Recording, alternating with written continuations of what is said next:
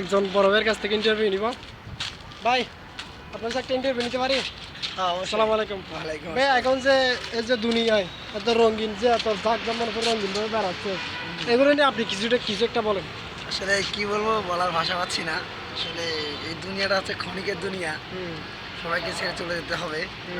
আর তবুও মানুষ বুঝে না, মানুষ শুধু বাড়ি গাড়ি বিলাসিতা এসবের পিছনে ছুটে। মানুষ যে এই যে রঙিন ভাবে তামাশায় যে মেতে আছে, ডুবে আছে রঙিন ভাবে রং তামাশায়, এখন কয়জনে মৃত্যুকে স্মরণ করে।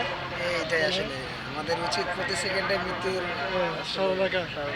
এখন যে রং দেয়, আচ্ছা এখন যে কত কোটি কোটি টাকার গাড়ি এখানে আসছে পার্কিং করে, আপনার কি মনে হয় এই গাড়িটা কি একদম হালাল, একটা মানে হালাল গাড়ি আছে মনে হয় আপনার? আসলে এখানে হালাল বলা যাবে না, হালাল থাকতে পারে, মানুষের থাকতে পারে। অনেকের থাকতে পারে, কিন্তু ম্যাক্সিমাম এগুলো হচ্ছে যে অবৈধ টাকা। অবৈধ মনে হয়, টাকা। কারণ কিন্তু আমাদের লক্ষ্য, আমাদের জীবনে থাকতে হবে হালাল ইনকাম, জি জি আর সবসময় মৃত্যুকে স্মরণ রাখতে হবে, এটাই।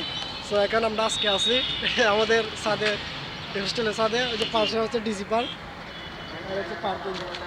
আসসালামু আলাইকুম। আচ্ছা, আমার বড় ভাই মিজান ফ্রম রংপুর।